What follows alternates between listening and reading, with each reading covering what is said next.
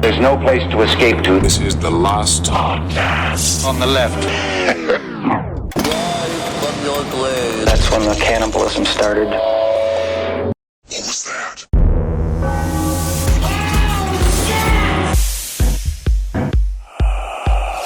Oh no, I have a whole theory about where do you think the Montauk boys went? To Generation Alpha. They're little Nazi-trained boys.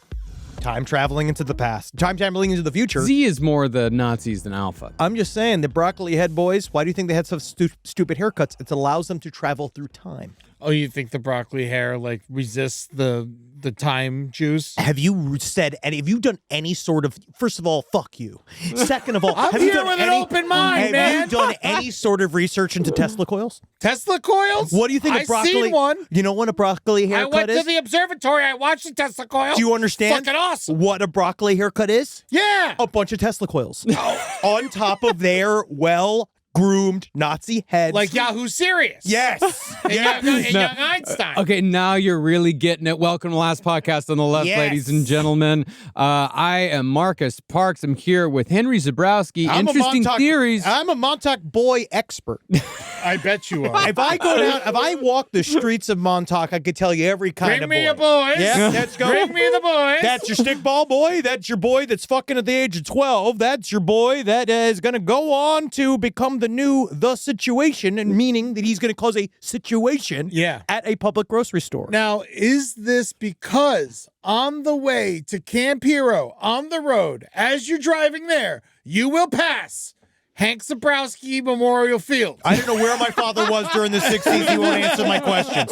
My father won't tell me what he was doing on Montauk, why there was a memorial field dedicated to him there. On the way to, I think it's dedicated to you. I think if time travel's real and you're involved with the fucking CIA like we always claimed you were. I'm in the NSA. And you're in all of it, baby. I feel like all of this I'm seeing it all flooding back. Yeah. And I might have been divided into two different realities. And maybe that's one reality where I'm some shit fuck fat face in Long Island getting a memorial field based upon me because I got shot in a bank. Or Is that what happened to him? I think so. And then the other half of me is here living this incredible Hollywood life. Wow. Yeah. That's why I'm so tired. That's exactly why you're so tired.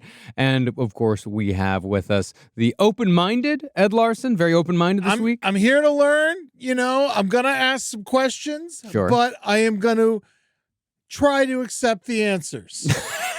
I think all we ask is that you try. That's all we ask. Very good. This is an important chapter in conspiracy theory history. We're talking about the Montauk Project today. This is a very important chapter. This is something that we've been wanting to cover for a very, very long time. We weren't quite ready yet, but I think now we finally got the chops to do it. We got the juice for it. Oh, yeah. This is the bullshit noise that that strings the Philadelphia experiment, MK Ultra, all of it together in one big old fun conspiracy soup. Yeah, Yes. I mean, at its core, the Montauk Project is what happens when you take a handful of the great conspiracy theories of the 20th century, from MK Ultra to alien collaborations with America to secret government time travel experiments, and you put them all into one building in Long Island. Now, some of you may already know that the story of the Montauk Project was very loosely adapted into the Netflix show Stranger Things. In fact, the original pitch for Stranger Things was a found footage project called Montauk. But while Stranger Things is admittedly a delightful show and quite lighthearted, the actual story of the Montauk Project, or at least the story that has been presented to the world, is far darker and far more unbelievable, although you will notice similarities here and there. As Henry put it to me, the Montauk Project is, in essence, the story of alien tech stolen by the Nazis to create a nation of time-traveling boys. Exactly. And that's what we all are looking for. Yeah. That, however, is only part of the tale here. The story goes that between 1943 and 1984, the Montauk Project also conducted experiments that brought fearsome beasts into our reality from the planes beyond, using psychics, kidnapped children, Wilhelm Reich's Orgon energies, the Antichrist, and the actor Mark Hamill. Who is still trying to fight to get his way out of this story. But as far as what the goal of the Montauk Project was, it mainly focused on unlocking the farthest reaches of human potential by developing our psychic abilities via alien tech. And it was the development of those abilities that led to all the time travel and monster manifestation. And it led to the scariest, funkiest lounge chair to ever exist. The Montauk chair. Oh, we'll get to it. But this story, in essence, really, we have to remember, every single corner of this story takes place in beautiful Long Island. Yes. And that every... The end of it. Oh, man, the very end of The it. tip of the dick. This is where Billy Joel watches over everyone. Everyone. Right. It's all celebrities now. Oh, yes. Sure.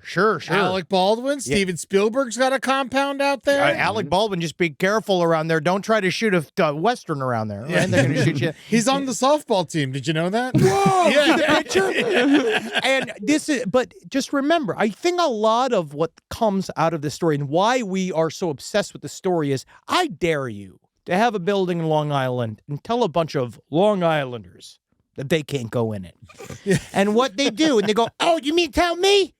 Oh, I can't go fucking in there? There's nothing, there's nothing for me to see, huh? Nothing for White Pie Tony to see? You know what I mean? Like, yes. Unfortunately, sometimes, I know, Tony, you do know everybody's business in Franklin Square, but not in this one square. Yeah, and in this little building, when you tell them you can't go in there, the people of Long Island started to create a story around this location on Montauk Point. Well, they're barely telling them they can't go in there. It's a 6-foot fence. like you can get in there. Hey, to White Pie Tony. I had too much pasta fazool this evening. I can't get over a 6-foot fence. White Pie Tony can't get out of a lawn chair. You know, like, it's very difficult. Like, I don't understand. Why don't these conspiracy theories just come to me?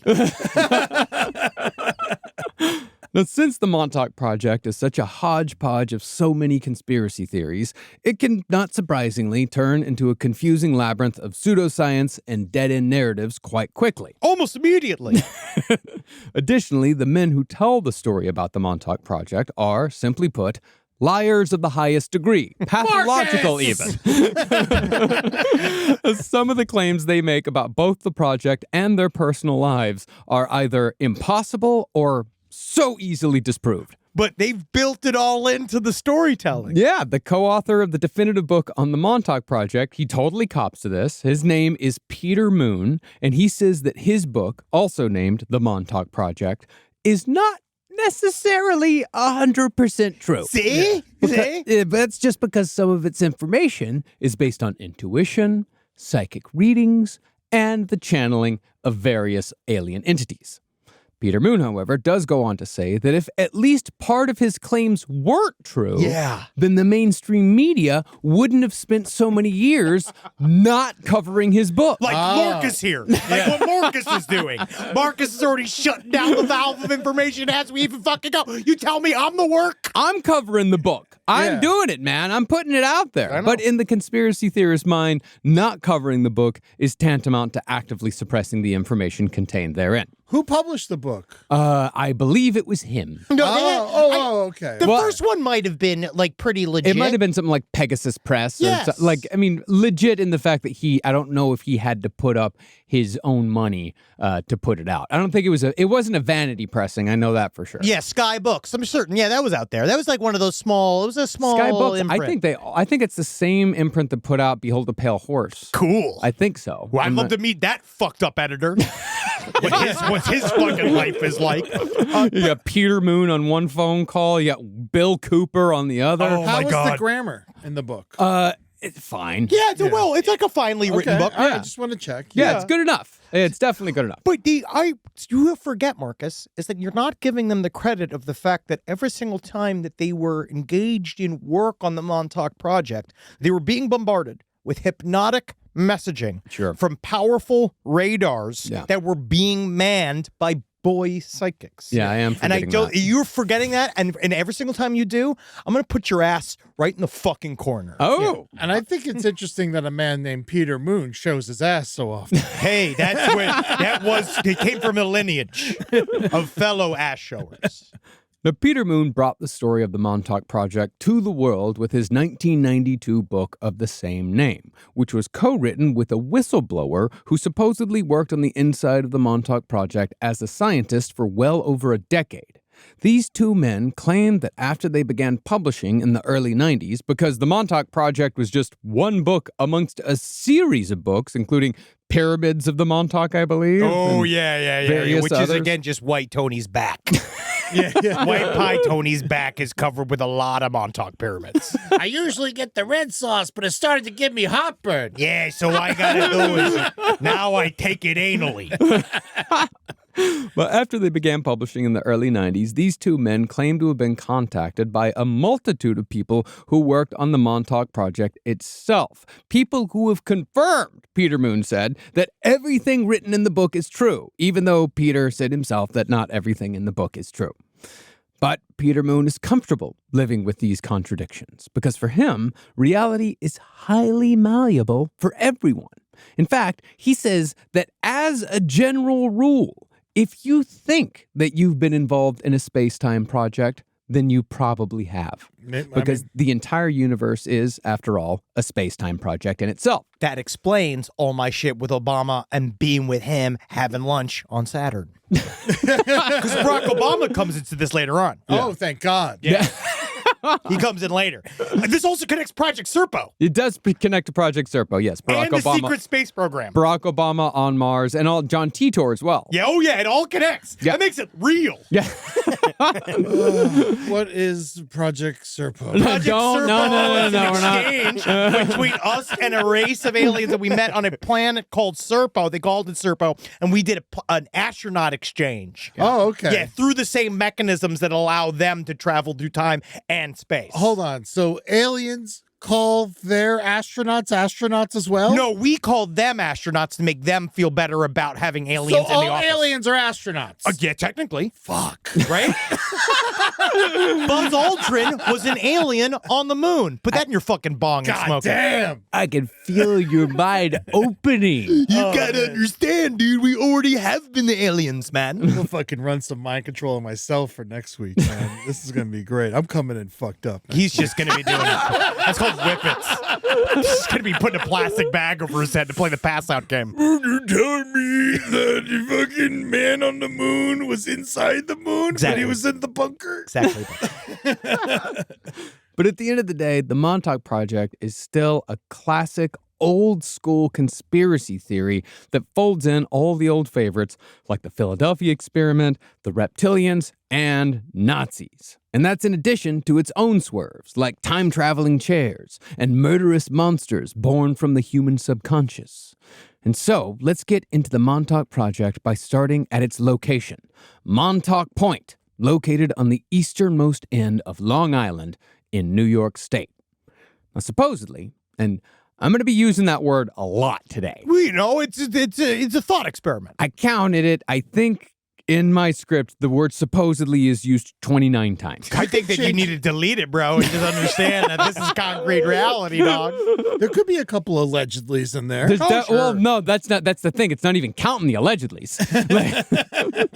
But supposedly, a lighthouse was constructed at Montauk Point specifically on the orders of George Washington and Alexander Hamilton in 1792 through an act of Congress. Great. The co-authors of the Montauk Project point towards the construction of this lighthouse as proof that the idea of doing clandestine scientific research at Montauk Point was something that has been planned since the founding of our country, but it only came to pass starting in the 1940s. Yeah. I'm only going to give a little bit of pushback here, only because a lighthouse is something that you can immediately see. So it doesn't really make any sense Well, it's like for that it's to just, say that. it's just marking it. Yes. It's just like, hey, guys, if you want to do clandestine scientific research sometime in the future of this country, this is a good place for it. That's actually the opposite of what you want to do with a clandestine research facility. You don't want to put anything that has any sort of that you notice it. Yeah. It also, it has nothing to do with the fact that it's the closest point of the United States to England. Well, and the Nazis. Yeah, and there's a giant sandbar that goes out 100 yards that could make any ship run ashore. Whoa, cool.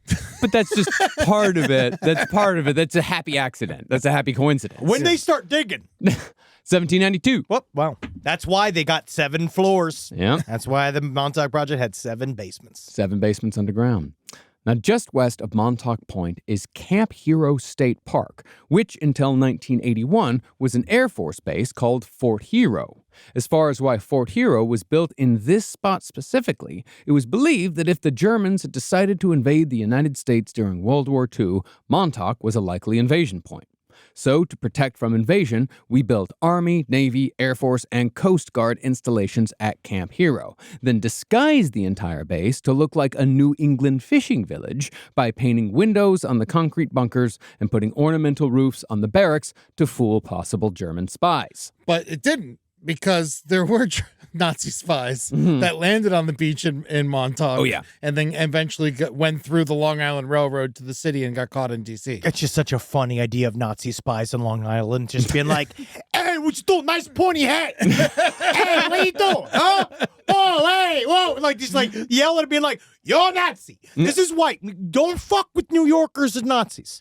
All right, Yeah. Long Islanders hate Nazis. They really do. Even if they're racist, they'd still hate Nazis. It's funny. Yeah. It's funny. I mean, the largest Nazi rally in American history was held at Madison Square Garden. Yes. Well, that was- technically not on Long Island. And that was booked from outside of town. And there was just another one there last year. Oh, So I remember. that's Yeah. nice, Yeah. Oh, yeah. Now, the military base story is reasonable, but the authors of the Montauk Project maintain that Fort Hero was never just a simple outpost for protecting us from the Germans or testing torpedoes like the government wants you to believe. Mouse thinking, not giant thinking. Mouse thinking? That's a Mouse new one. thinking. That's a new one for me. Baby thinking, baby mouse thinking. Small fries here. I like cheese. As do I. Instead, Fort Hero, prior to being the site of the Montauk Project, was also where some of the most infamous alleged military experiments in history took place, like the Phoenix Project and the Philadelphia Experiment. So before we get into the Montauk Project proper, let's cover the operations that supposedly led to the project's foundings. Operations that laid the groundwork for the secret government time travel mind control experiments that came to define the conspiracy. Yeah, man, because that's the thing. What they discover, what's awesome about all of this shit, right, is that they all failed their way to something dumber. Yeah. Every single project was supposed to do one thing, and then it just did something else, and then they just kept giving them money to fuck up. Because it seems like the U.S. government, on some level, in this version of reality, are all like, yeah. Make it invisible. What did it do? Oh, okay, the guy has 2 heads? Great. Let's make 2-headed guys. And they're like, fuck, this is the best way to make 2-headed guys. They're like, no shit. I didn't even know I wanted to make 2-headed guys. Yeah, it's literally like sounds like a 12-year-old being like, I have an invisible battleship. That's amazing. That's like, guess what? I believe you because I can't see it. Rise from your grave. So the Phoenix Project started way back in the 1940s as a simple weather control program. The Simple. Phoenix Project was the antecedent to all the projects to come. Eventually, though, the Phoenix Project expanded into mind-reading technology, and all of it was made possible because of the work done by the infamous Austrian pseudoscientist Wilhelm Reich. Can we even just cut the scientist out of it? Pseudoscientist. He is definitely a pseudoscientist. Yeah. He's still out there. I was just watching a Substack of all of his, like, there's a whole thing still of getting rid of muscle armoring. Yeah, I mean, we've always wanted to do a full segment on Wilhelm Reich, and this seems like a good opportunity to do it, because Reich's sideways views on science is the ship that launched 1,000 crackpots, because his theories can sound good if they hit your ear the right way, even if they have very little basis in scientific fact. Basically, Wilhelm Reich had the theory that sexual energies, or Orgon energy, as he called it, they could be harnessed and used in everything from cancer treatment to weather control. And there are still plenty of people who thought that he was onto something. Oh, yeah, that's right. Like, every once in a while, which is really nice, they send a young lady to these these brand new experimental hospitals that I've been seeing using his teachings, and they just have the young lady. Experimental hospitals? Yes, they have the young lady splack all over the faces of children with cancer. Okay. And it just kind of makes them forget. That is true. Yeah, for a little bit, they feel a little better. Just a little bit. And they go, oh, he's this pee, and they're like, no, it's squirt. It's Orgon. Yep. Thank you. And Concentrated orgon. That's what the scientist says. And that's what it fixes all around. William Reich also says that Wilhelm Reich says that our energies are like an earthworm crawling through our bodies, and that we have to unleash the hardened rings of our earthworm emotional selves in order to get our cum energy to our brain. Can anyone be a pseudoscientist? Yes. Yeah. Yeah, you could be one. You come up with a good pseudoscientific theory, you could be one next week. Fuck yeah. Yeah, dude. No, we're going to do it. Oh, yeah. Well, let's briefly get into the actual history of Wilhelm Reich, because his work on Orgon energy supposedly laid the bedrock for the Phoenix Project, which in turn supposedly formed the basis for the Montauk Project. Oh, definitely did. You can take the supposedly out of that one. If in this world, it did. This world. Yeah. Now, Wilhelm Reich began his career as an Austrian psychoanalyst who studied under Sigmund Freud. And as we all know, Freud had quite a bit to say about sex and its connection to humanity. But since sex was very much the basis of Reich's work, Freud would warn Reich against having sexual relationships with his patients. Reich, of course, did not listen and had 4 of them. Yeah. One relationship, in fact, turned into a marriage, and his wife eventually became a psychoanalyst herself. Don't worry, my sweet young wife. When I lay down with you in our marriage bed, my humping, it will educate you to the ability to heal others. Oh, thank you, Wilhelm. You seem saddened in today's session. Would you like a helping of my ball soup? Would that help you very much? If I gave you a bit of a tug on your nip? I just think it's wonderful that a story about liars from Long Island starts with sex. It does. Hey, German sex. Oh, yeah. Now, by the early 20s, Reich was publishing articles in Germany about the idea of, quote, orgiastic potency, which was the ability to release emotions from muscles by losing yourself in an uninhibited orgasm. Muscles was a really big thing with Wilhelm Reich. Muscles. By the 30s, he'd even registered as a communist because he believed that there was a link between sexual and economic oppression. That all went south, however, when Hitler came to power in the 1930s. Figuring that Hitler's Germany wasn't the place for a swinging sexual communist, Reich left his wife and fled to Denmark with his girlfriend in 1933 when Hitler became chancellor. It's fucking brutal, dude. Yeah. Have fun in Nazi Germany. I'm gonna go fuck professionally. From there, Reich made his way to Sweden, which he described as, quote, better than a concentration camp. I mean, yeah. Yeah, it is. He's right. It definitely is. Yeah. Most places are. Reich, however, met resistance in Sweden as well. See, Reich was meeting his patients for their hour-long visits in his hotel room, which led local police to believe that Reich was a pimp turning out his girlfriend to a never-ending string of Swedish neurotics.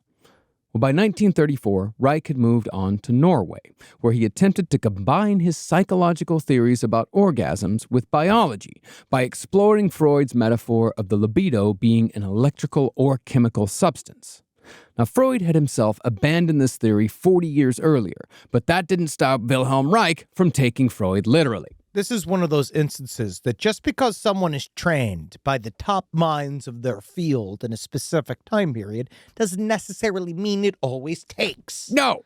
Just because somebody has a degree or a doctorate does not necessarily mean that they are an intelligent person. God, or that you should listen to what they have to say. There's a part of that inspires me. Yeah. Some doctors got C's. Oh, yeah. Some got D's. Yeah, there's always the bottom of the class. There's always, everyone talks about I was the third in my class. There's also like second to bottom. Oh, yeah. And those are the guys working on you like you're a horse. Those are the guys that are like, let's check the hoofs. I was turd in my class. Well, Reich began performing experiments by attaching a device that recorded the oscillations of electrical currents to his friends. Then he would direct those friends to kiss and touch each other so he could take readings. Now play with the bottom of the titties. Very good. The dials are going crazy. And now play. Oh, let's see the feet. Let's see. Oh, yes, suck on his feet. Very good. Well, from those readings, Reich began to deduce that there was some actual separate sexual energy at play here, a heretofore unknown energy. Reich spent years doing various experiments along these lines in Norway, but by 1938, Reich had made his way to the big time, the United States of America. Yeah. And within a year, Reich announced that he had discovered the very biological cosmic energy that Freud had touched upon in his own studies of human sexuality decades previous.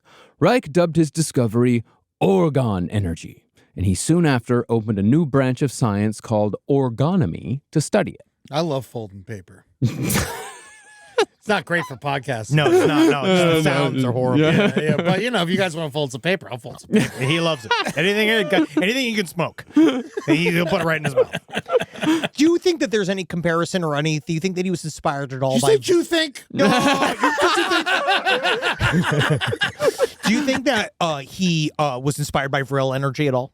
Vril energy? I don't think so, because Vril energy was very much a more of a Nazi thing. I'm just saying, I wonder if he got any of that reading too, because he may have. It's quite possible. The idea of sloshing around energies was a big thing inside of Germany. Yeah, I think he may have had some influence, but he wanted to take it his own direction, and he was very horny, and super and horny. There's nothing nothing horny about Vril energy. No, it's all about beating other races at the Olympics. Now, all this sounds pretty goofy, and it is. But Wilhelm Reich took it extremely seriously, and once he got infected by the American entrepreneurial spirit, his experiments around Orgon energy became quite intense, even though he didn't have a license to practice medicine in the United States. That's a real fucking American. He showed up, he got rid of that European fucking garbage, and understood it is better sometimes to ask for forgiveness rather than ask for permission. I'm a doctor. That's how you know. Well, after finding out all he could by experimenting on animals, Reich moved on to experiments on humans in his basement. There, he would enclose nude test subjects in 5-foot-tall plywood boxes lined with rock wool and sheet iron. These were materials that were meant to concentrate the Orgon energies. I hope you guys are ready to get horny. Huh? I'm going to be hitting the nails a bit harder for a little while, okay? But you just stay here, be naked, horny, avoid splinters at all costs, because that seems to really affect the horny readings. Right now, I'm not horny. Very good. Honestly, I like you at the zero. We need to build layers of horniness. I feel like I'm getting less horny. Very good. Interesting. I thought getting naked would make me more horny, but now I'm just scared and afraid. Is it not which I know means the same thing, but I'm both. Isn't it clever of me? Well, basically, these boxes were a sort of Faraday cage, which Faraday cages are normally used to block electromagnetic fields. Reich, however, called his boxes Orgon accumulators.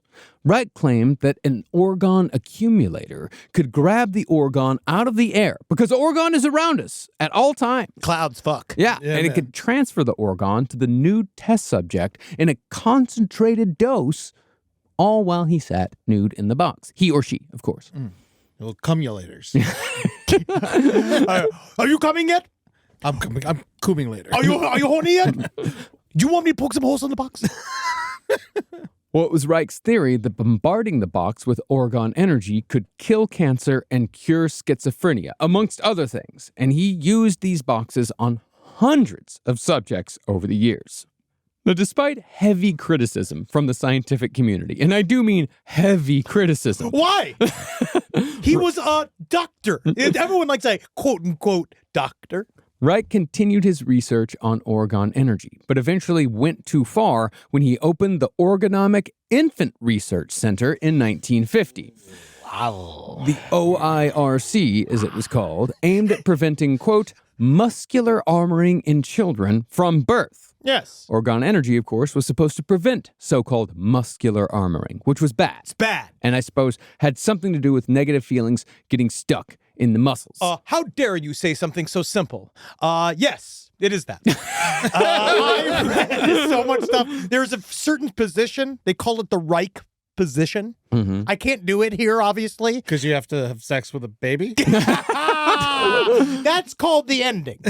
You have to start in a position. You lay on your back, right? And then muscle armoring means that, yes, your negative energies make your muscles tense. Mm-hmm. And you have to do a series of very hidden proprietary breathing and muscle exercises that relinquish each ring of muscles to allow, again, the cum energy to go from your pussy or balls to your spiritual center in your brain. Not just there, but also the orgon energy is around us all the time. Yes, we got to catch and them. it's in the soil, too. But you need to get with Faraday cages, though. That's the problem. Is that you have to then yourself have a Faraday cage and an organ accumulator, and you then have to be horny. Yeah. And it helps you do butt kegels. So that's the only thing that allows me to get my butthole tighter. Yeah. You know what those are called? What? Bagels. Funny enough.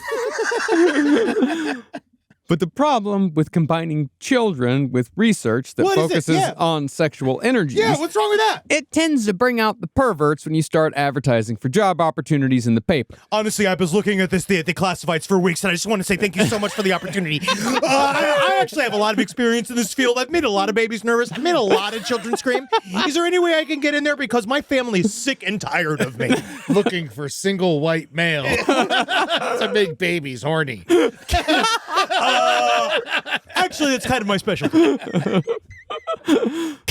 That's the thing. While nobody had any allegations against Reich himself, many people later reported sexual assaults at Reich's research center, sexual assaults that were perpetrated by Reich's employees. That's called the process. See, Reich formed a team of 30 therapists who would stand before naked children in Reich's basement, all while Reich described each child's so-called blockages. That kid's got the fat belly. He's bad at baseball. He can't skateboard. He can't ride the bike. He's a bad singer. That kid, he's too serious for his own good. And as you can see, this one loves cake too much. Oh, chubby, chubby. Oh, I like a little chubby. Oh, I like a chubby belly. It must be cut off. Well, Reich then instructed these therapists in what he called vegetotherapy, which involved, among other things, massaging the children. Oh, I'll be right up actually for that. I brought my own oil. Reich's institute, however, lasted for a surprisingly long period, 2 years. Ooh, wow, yeah. But it was finally shut down after a parent reported that one of Reich's therapists had taught her 5-year-old son how to masturbate. And the charges were only dropped after Reich agreed to shutter the institute's doors. Maybe we need to slow down the research. God, imagine if I knew how to masturbate at 5, I'd be a useless human being. That's not when I started, though. What? Yeah. At 5? Yeah, I went real early. That's 5's early. I figured it out, yeah. That's crazy. Yeah. Boy will figure it out. You don't need to teach a boy. A boy's got, all he needs is his hands, his penis, and a couple of TV guides. He doesn't need a William Reich. He doesn't need an instructor. I mean, William Reich did have his boys and his therapists to help out. And by the way, the Sean Connery joke from Celebrity Jeopardy saying the therapists are the rapists really works here. It really does. It really does. It does. Prescient. Yeah.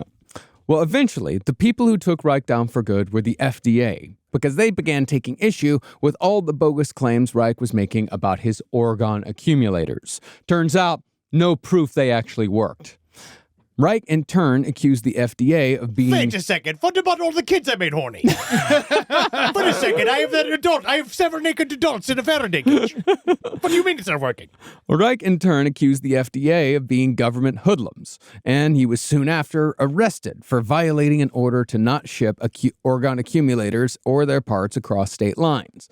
Wilhelm Reich was therefore sentenced to 2 years in prison and actually died in Lewisburg Federal Penitentiary in 1957 from a heart attack. Oh, yes. The home of the rape therapist. It's kind of funny because, you know, a lot of people were inspired by him, but I actually didn't know he died in prison. He died in prison. Yeah, it seems to be, to me, I feel like that would be a black mark on the research history. It usually is, but the problem is that Wilhelm Reich lives on the fringes. Yeah. And people who live on the fringes, you know, stuff like this is a badge of honor. Oh, and, yeah. You know, and it also, the stuff about Wilhelm Reich, like, it really does go back into the idea of conspiracy theory and distrusting the government and all that shit, because these people that believe in Wilhelm Reich's theories, they're often the same type of people who don't believe in vaccines. Oh, buddy. And they can point towards the FDA as, look at this evil branch of government. They went in and they destroyed this good man who was just trying to make our babies horny and healthy. That's it. All he wanted was the baby to get super horny so you can give it the power to time travel. Yeah. That's it.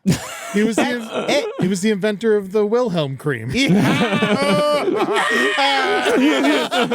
Wilhelm cream was actually what they first used to help the children learn how to masturbate. Oh, yeah. There's a bunch of kids going, ah! It is rough. I see what you're saying too, because it's the truth. It's hard. Everybody kind of took it around with it. Oh, where we're at right now in American history and world history when it comes to all this shit. Like, this is stuff that's been accumulating, excuse the term, but it's been accumulating for decades upon decades upon decades, damn near a century now. Literally, I just typed in Wilhelm Reich processes, and the amount of current Substacks of people actively teaching Reich's stuff in 2025 is very interesting. And it just shows we're still in it. Yeah. It's what, 75 years later? Yeah. Yeah.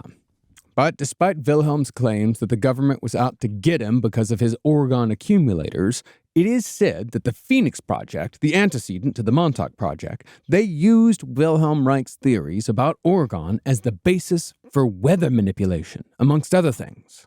See, according to Reich, the other side of Orgon energy is that it was also responsible for bad weather.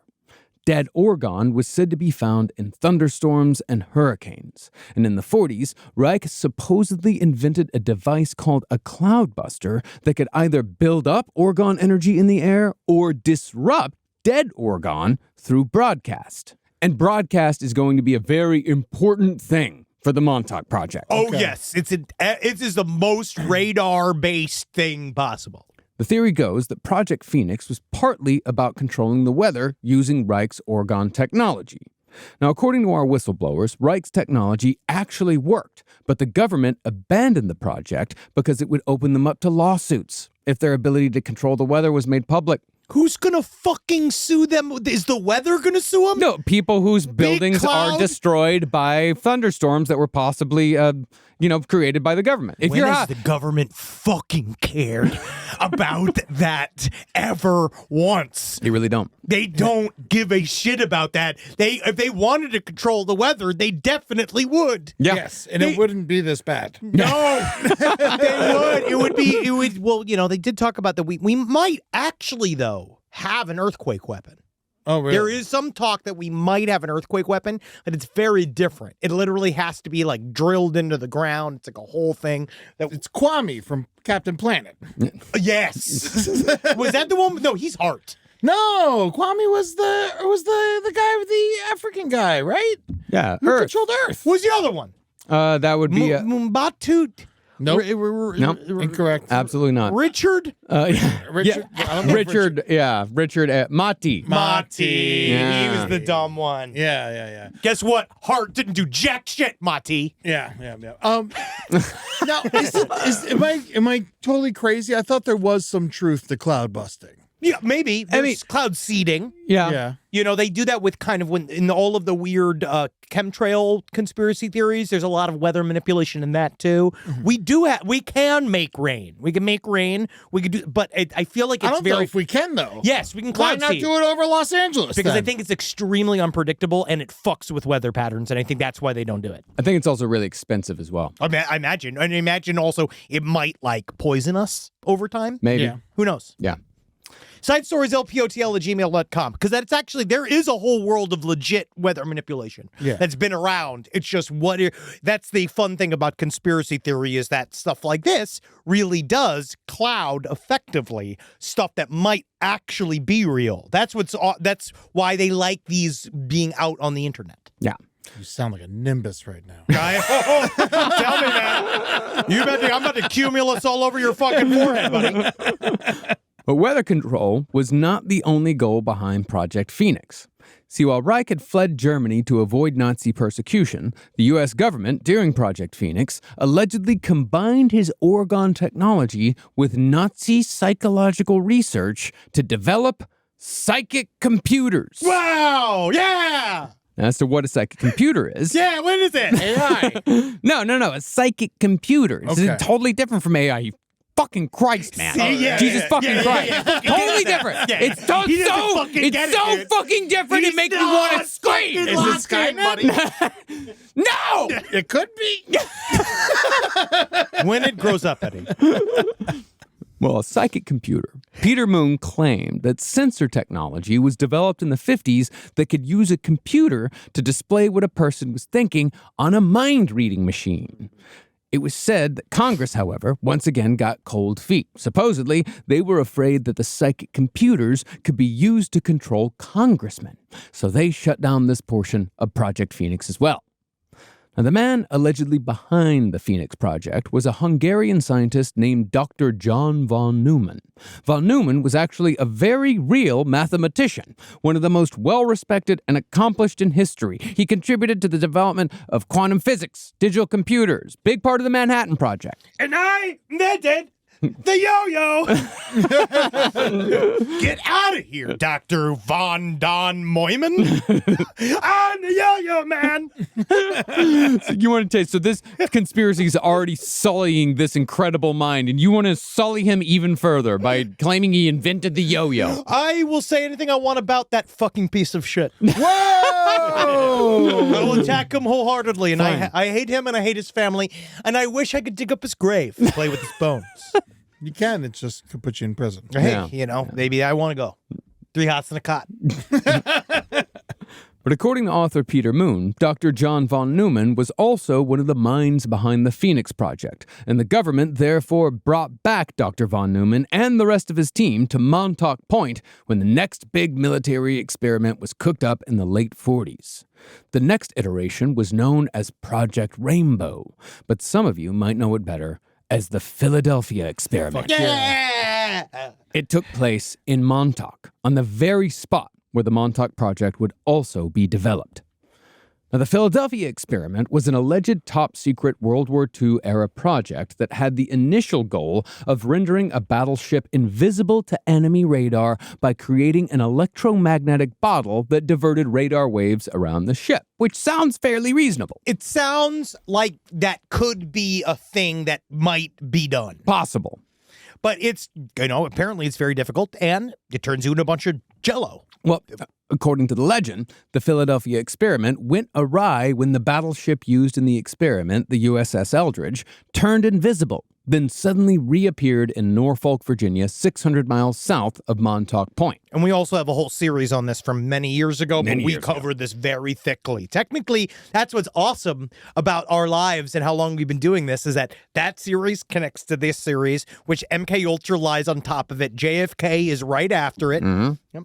Well, supposedly, the surviving crew on board the Eldridge were found, at best, confused and disoriented.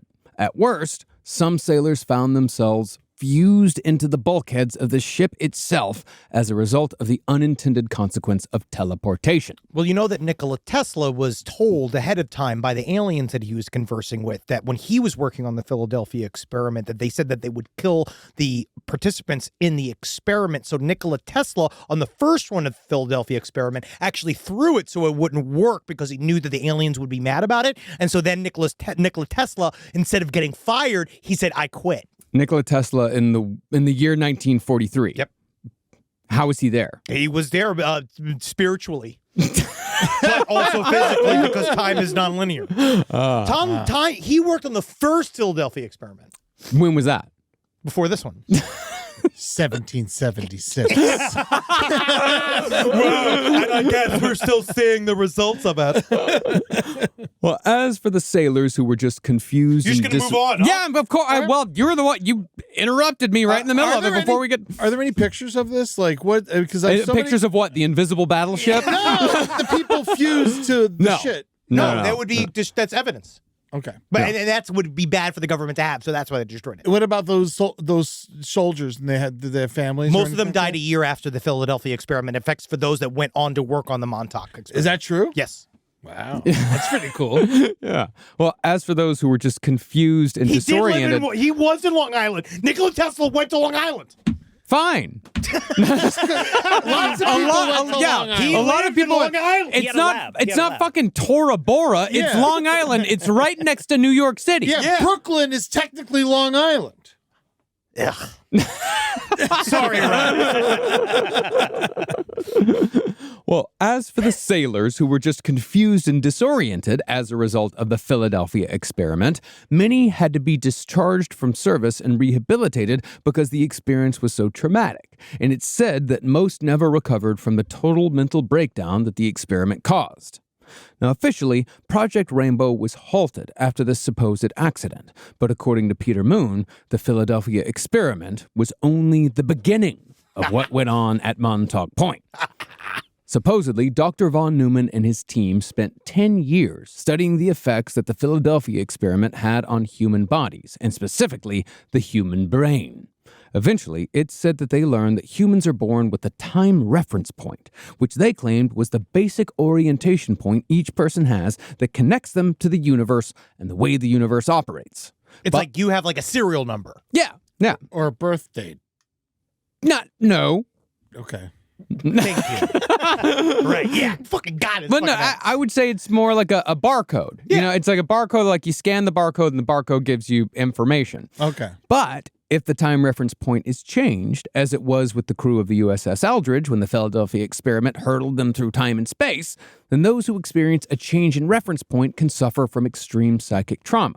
The way Peter Moon put it, a human's energy is attached to a timeline in this universe, but the Project Rainbow technology created an artificial, separate reality that was completely different from our own timeline, which is how the ship and the men aboard were able to travel through time and space and turn invisible. They hopped over to the artificial reality, then came back to ours. But when the men of the USS Eldridge were sent to that artificial timeline, they received energy from the wrong universe, and the inability to sync with that energy caused the widespread insanity. It's sort of like the barcode. It's like if you pop it and you get the wrong type of reader, then it's not going to work. Yes, and then you're stuck in it. They tried to just do it with it. So again, the long short of whatever the actual Philadelphia experiment was that they were supposed to use electromagnetic field. They thought that's what was going to be just kind of a more an innocent way. So they weren't actually invisible. It was more of like there was magnets protecting them from radar. Exactly. Yeah. But and physical light. So you could not see it while you were looking at it,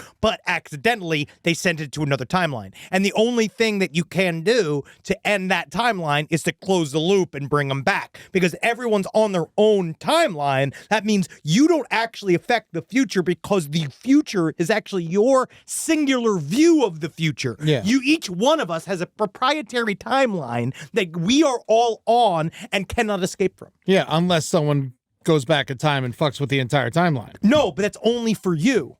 But that doesn't make any sense. It does, though. Sure. Now, but That's what they say about this. how long did it take in Project Rainbow for the USS Eldridge to reappear from Montauk to Virginia? It was instantaneous. It was instantaneous? It was just a pop. Yes. Yeah.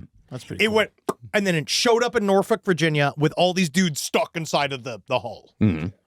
Now, supposedly, Dr. von Neumann petitioned Congress for funding to figure out ways to prevent insanity when using Project Rainbow technology. But Congress, ever the scaredy cats in this story, they turned down the proposal out of fear of what would happen if the technology fell into the wrong hands. Meanwhile, we had the Manhattan Project. We had all this fucking shit. Yeah. It's just so funny to think that Congress would ever say no to new weapons. That is the funniest part. That is the most implausible part of all of this story. Yes. Project Rainbow and Project Phoenix were then supposedly folded into the military, who were particularly excited to get their hands on a piece of radar equipment used in Project Phoenix called the SAGE Array. Now, the SAGE Array is a very real thing. It actually still exists on Long Island in Camp Hero State Park as a part of the remaining structure of the military base. But in Peter Moon's world, the SAGE Array operated in a frequency window that could break in to human consciousness. Yeah. So once the military had the SAGE Array, they refocused the project towards mind control and psychic powers, thus beginning Phoenix Project 2, better known by the much catchier name of the Montauk Project.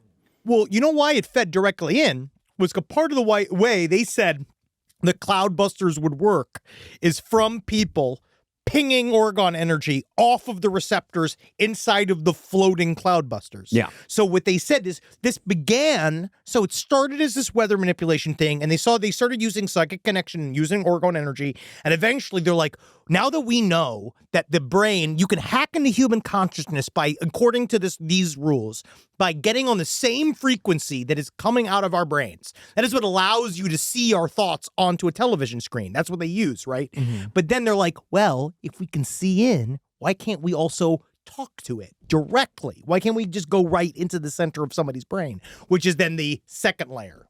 Now, as I said, Congress reportedly refused to fund any of this stuff, but the authors of the Montauk Project book claimed that they were told by so-called Montauk acquaintances that the entire operation was funded by what else but mountains of Nazi gold.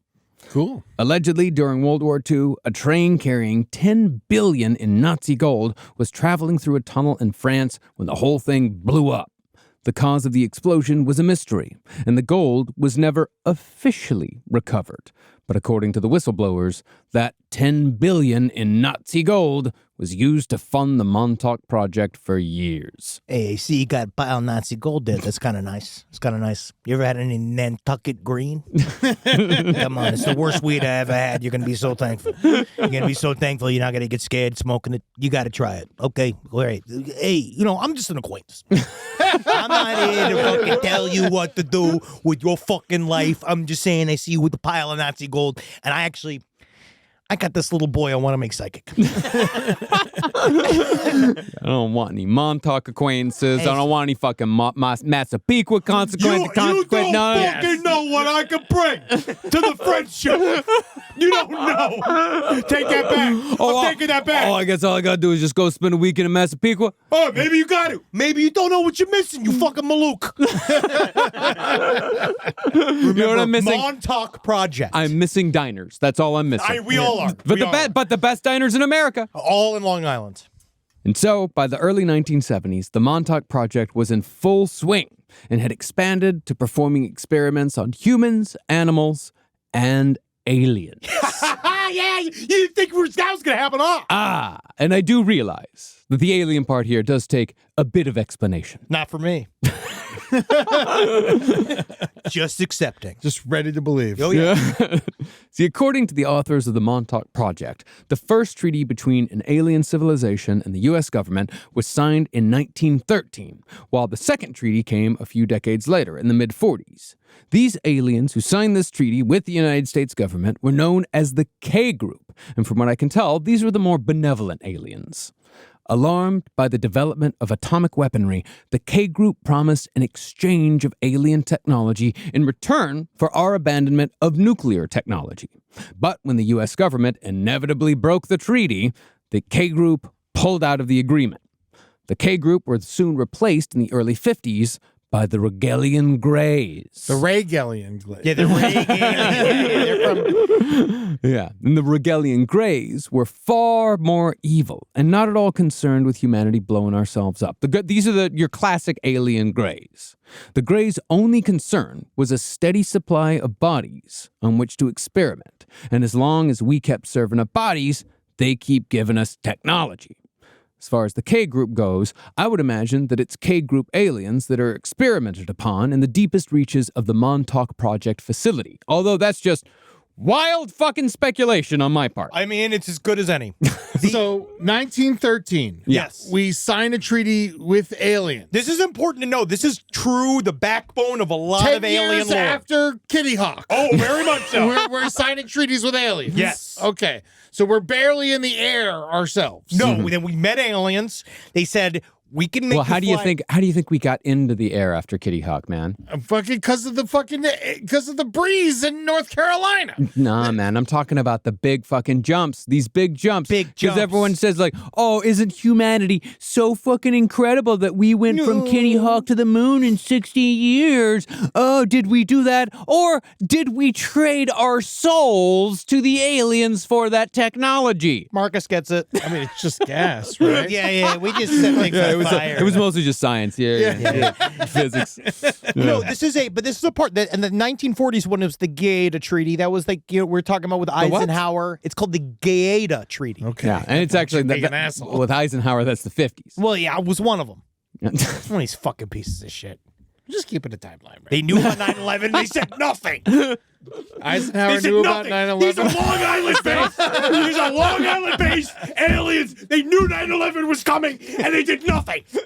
Well, I mean, Eisenhower did somewhat presage the war on terror, that if we, he did make his famous speech that if we were to put money into the military-industrial complex, then war itself would become a business, and therefore never-ending war would be a consequence. So, in a way, And all I know is I'm just glad that speech fixed everything. And then he just was like, all right, done. Just warning you that the whole thing I just created might kill you all. All right? I'm going to go hang out in Camp David and I'm going to masturbate in front of my wife. Rise from your grave. Now, considering the works of Wilhelm Reich, it's probably not a surprise that one of the Montauk Project's most infamous operations involved a group of children and teenagers. These kids, programmed with psychosexual mind control techniques, came to be known as the Montauk Boys. Yeah, we're ready to go. Suck my dick, send me to space. Yeah, I want to go out the ground and I want to suck all these dicks. Listen, I don't like the molestation, but if it gets me to Saturn, start fiddling. Come on, let's go. Pop open my page. Come on. It is a small price to pay for knowledge. It really is. Me, this is my buddy Tucky. I'm over here. My name's Jonesy. This is Butchie.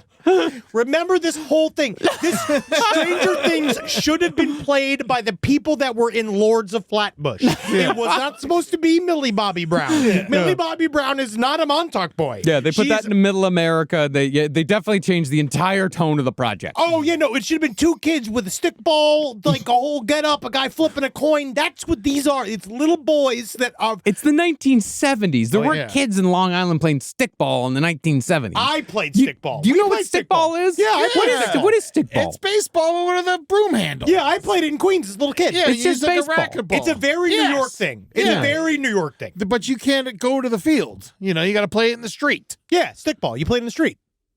I played it with a broomstick. That's fine. Yeah. I was like a little boy one time. I was like really out there. A little boy in Queens playing stickball? Hey, oh, ow. Hey, oh, ow, yo. Look at that guy. Johnny Robinson. Yeah.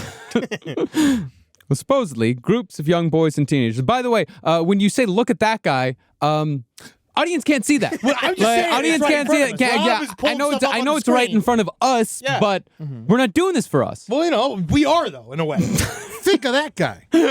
Fixed it. Thank you. Well, supposedly, groups of young boys and teenagers were abducted from all around Long Island by the Regalian Gray aliens, and those boys were then delivered to the Montauk Project. Once there, they were separated into 3 groups by age: 6 to 12, 13 to 16, and 17 to 22. Shithead, bigger shithead. Problem. Yeah. Society's issue. Yes. Yeah. The youngest group was placed into 2 subgroups, one for genetic manipulation and one for mind control. Those who were genetically manipulated would stay on the base, while the mind control group would be reprogrammed and sent back out into society to hold various high-powered positions as lawyers and politicians. How you doing? It's me, new Senator Butchie Samsonetti. How you doing? Yeah, I'm away from Long Island. You ready to have me? I want to make sure we're playing everybody's handball's mandatory. All right, everybody, we'll go out to soft pretzel. Anybody want to kill some turkeys? Come on, you want to go do that? Come on. Well, these mind-controlled Montauk boys were thereafter sleeper agents who could be activated by the government at any time to form gangs of vigilantes who could eliminate enemies of the government. Yeah, That's an what army of 14-year-olds fighting the governments. Isn't that what we used the Klan for? At one point, yeah. Wow. Now, these weren't armies fighting against the government. These were people, these are armies of 14-year-olds or Fighting or other older. governments. No, fighting Americans, like Yeah. killing people that were threats, killing people like you and me. Hey, I dare you, Montauk boys. Because I'll flip you. Don't dare Don't- the I Montauk dare you, Montauk boys. boys. No, I'll flip I do you. not dare the Montauk boys. I don't either. Flip you. We're going to get you in there. We're all going to sit and listen to Moving Out together. We didn't start the fire. We have to remember that and stay strong, okay? The middle group, 13 to 16, would also be subject to genetic and mind control manipulation, but these boys were reintroduced into society as so-called disruptors. These disruptors worked on the opposite side of the fence, spearheading satanic movements and other similar cults to subvert society when it needed to be subverted. The oldest Montauk boys, however, were simply used as slave workers. But Montauk boys of all ages could be pulled into Montauk experiments at any time if the scientists at the Montauk Project needed a boy for whatever reason. That's when they became Montauk men. Yeah. When they had to start working. Well, also, they're 18. Yeah. The oldest boys. They are Montauk men. They were legally. Yes, Yeah, legally, legally. yes. Yeah. They're very much Montauk men. But it's more of a title. Also, if you have all this Nazi gold, why make them slaves? Just pay workers. Because that's what you're paying for the radar. You're paying for the cum buckets. $10 billion. You're paying for the Wilhelm cream that you have to use on the boys. $10 billion goes away really quickly, and It's 7 floors deep, dude. It's concrete and shovels. Yeah, it's fucking super expensive, man. These dumbs are fucking expensive, dog. It's also a part of the experiment. Because you got to experiment to see if you can turn a very rebellious 19-year-old Long Island boy into a slave. I tell you what, with the Nazi gold, a little Long Island boy will do anything you ask him to do. I tell you But what, then he's an employee. Rob knows how. You know how you make a Long Island boy a slave is he's just gonna make some random Montauk girl pregnant. He's just gonna be living there for the rest of his life in a Billy Joel song. Yeah, well, they're all getting pushed out by the rich. I know. It's finding to be Long Island's wonderful. I know some Hampton and Montauk locals, and man, they're fucked. They can't dude. afford their own homes anymore. Not too bad. Yeah, that's why we need a bunch of disruptors to go in there and ruin these neighborhoods. They might have something here. Now, as far as how the Montauk Project mind control program worked, the programmers focused on boys ages 9, 14, and 19 because those ages were considered peak points for mind control manipulation. That's what the Paul brothers are doing. Yeah. First, the boys would be placed in a room naked. Yes. Where radio electronics would be placed on their genitals. Hey, you might want to need an extra set of those. All right.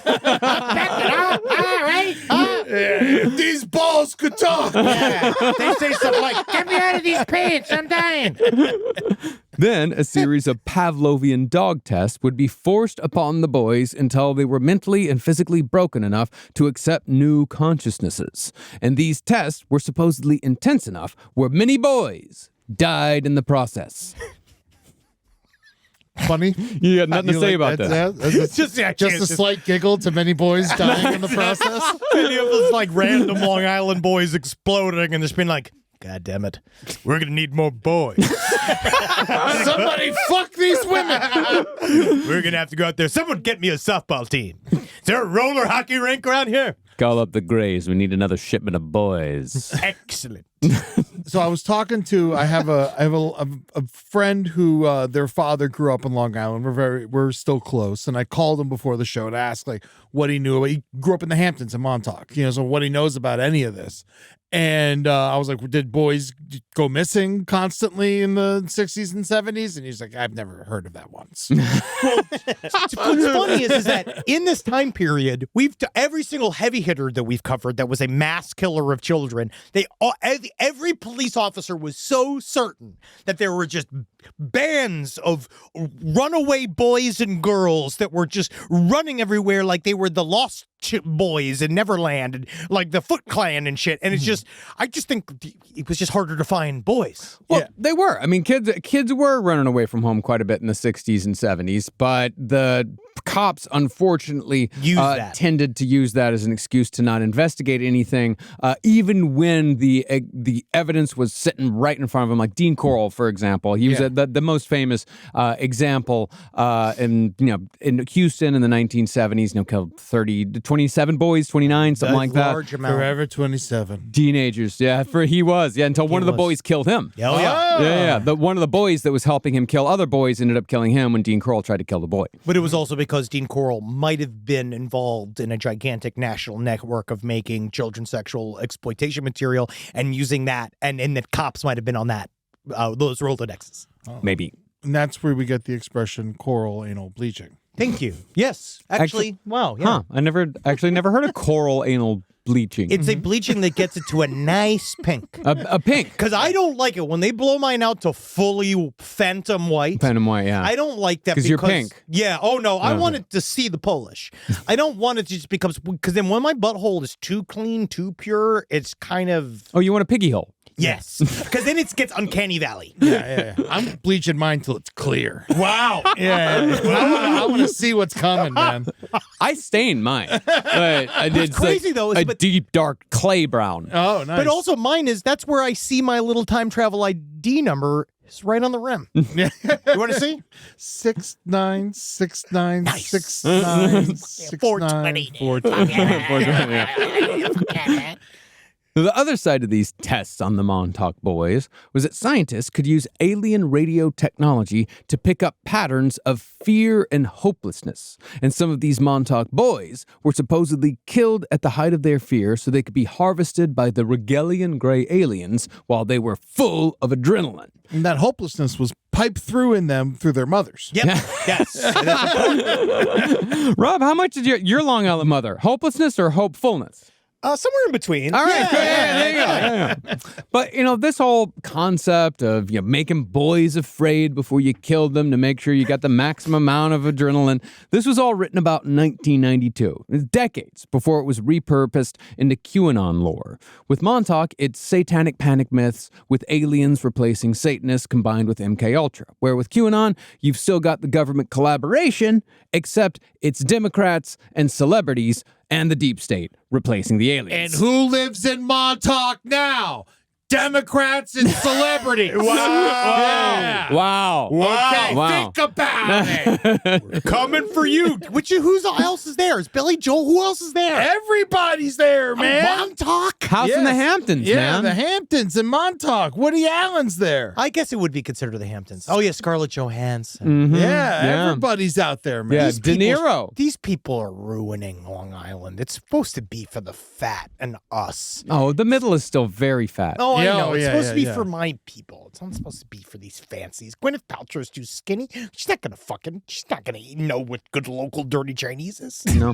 Also, I will say another thing about the mind control and all that. Montauk and the Hamptons is like a mecca for Lyme disease. Yes, Interesting. because the real conspiracy about Lyme being generated by the government disease out of the Montauk Project, which is a whole other thing. Yeah, that's a whole other series. it's a big side quest. Plum Island. Yeah. No, I'm sure that all of this seems pretty intense so far. But while we've already covered MKUltra style experiments, invisible battleships, and treaties between the government and alien civilizations, we've just started to scratch the surface on the Montauk Project. Now, the reason why we know about all of this in detail is because the man who co-authored Peter Moon's eponymous book about the conspiracy, he was also a scientist who claimed to have been a part of the Montauk Project for over a decade. This supposed whistleblower's name was Preston Nichols, and if you believe everything Preston had to say, which is asking a lot, he lived quite possibly one of the most interesting lives in human history. Preston Nichols is a pure example of an old school. I sent the boys the oldest school possible 3-hour-long documentary called Montauk Survivors, which was a VHS filmed talk between Al Bielek, Duncan Cameron, and Preston Nichols in just a house, right? Yeah. And I sent it to you just so you could get a taste of what conspiracy theory used to be like, Yeah. Eddie. And you can see the wives weren't there because they probably were never got married. I think that they were disappeared. They were disappeared. But Preston Nichols is the ultimate example of this man has said so many different lies, different stuff, different conspiracy theories that to this day, I have no idea what he did. Yeah. I didn't know really I don't know what was real or what was real. And that's technically a compliment. Yeah. I'm like, because that's awesome. He's to be a fat fuck from Long Island and become a mystery is awesome. Yeah, I tried figuring it out too. Yeah, I had no idea what his real profession was throughout life. He didn't really start coming out and talking about all this stuff until he was, in his 40s or 50s, something like that. Yeah, so as far as what Preston Nichols was before he became an author that was published by the same house as Behold a Pale Horse, he's big question mark. Now, is he the guy who claimed he was an engineer that went to University of Tampa, but then he actually didn't go to the University of Tampa? Yes, this is one of the things that he said, yes. Okay, cool. But that's not his most illustrious credit.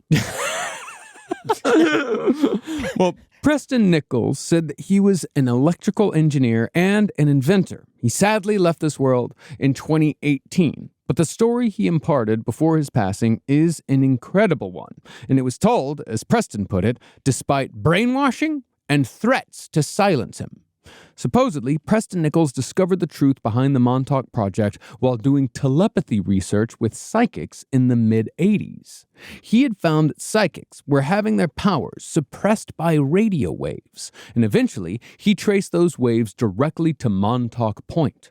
Preston Nichols, however, soon discovered the truth, behind the lies, behind the truth, behind the lies, and figured out that he himself had been a key figure in the Montauk Project, but his memories had been wiped after the project was shut down using technology of his own making. Can I ask a question? Please. Sure. If his memories were wiped by himself, how would he remember that? He was also a powerful hypnotist See, and he could was hypnotize himself and other people. And he also asked other people, and there were many people that told him many things. And also, he asked this other guy that we're going to get into next episode. And this other guy, Duncan Cameron, he could commune with aliens and channel with aliens. And these aliens were also some of the ones that worked with the Montauk Project. And these aliens all told Preston Cameron a lot of stuff, who told this spilled the guy, tea. Preston Nichols, a lot of stuff. And then Preston Nichols is like, oh, yeah, that's definitely what happened. So Preston Nichols remembered nothing, but someone told him that he did this, and he was like, yeah. Yeah. Well, no, what happened? Well, then Kinda. then it all came flooding back, right? And then we have the real, actually, explanation right here, Marcus. Okay. Now, according to Preston's co-author, Peter Moon, Preston occupies non-linear space, See? Okay. which means that he is operating on a consciousness not regulated by linear thought. Can't be controlled, can't be contained, man. Therefore, his memories and experiences do not always conform to linear applications. Yeah, dude, like taxes and work. Which is a nice way of saying that it appears as if he's lying quite often. It's hard for him to not to lie. He was put into two separate spaces because time isn't real. Okay? And reality isn't real. Additionally, Preston himself wrote that while people have been quick to call his writing science fiction, that does not make him unhappy, because he is aware that what he writes about is controversial. Not many people are ready to accept what I have to say and the types of truths that I have, because the truths sometimes they're so confusing and they're so not real that you'd be crazed to think that it's not the truth, but actually the truth can be not real. Reality not being real is a very contradictory sentence. Exactly. It sounds like some fat guy's getting it. Are you not real too? Because I ain't real. I'm not fucking real except when I'm ordering my pizza, and then I'm fucking present. All right? You show up with that fucking shit. That's some linear application I will fucking apply to. Well, Preston Nichols also claims that his work has been ripped off by Hollywood countless times for TV shows and movies. It has! Although the Hollywood elites have done it quite cleverly, so as to make lawsuits difficult, if not impossible. Also, I'm a bit not liquid at the moment. Yeah, specifically, Preston claimed that the shows Farscape and Sliders were both based off his work. They definitely were. Sliders? Yeah. I fuck. This is Sliders, dude. No, this is not Sliders. This is kind of Sliders. This is Sliders if there were actual sliders involved. Yes. The sandwiches. Yeah, this is a legitimate, like, this is Sliders. No, Sliders is Jerry O'Connell is a brilliant science student working in his basement. Replace him with Preston Nichols. That's who it's supposed to be. It's That's supposed to not be it. some big fat guy. No, you're just cutting me off before I can tell the actual story, which is nowhere near Preston Nichols' actual story. Yeah, it's with Jerry O'Connell. Jerry was O'Connell. the tiny burger.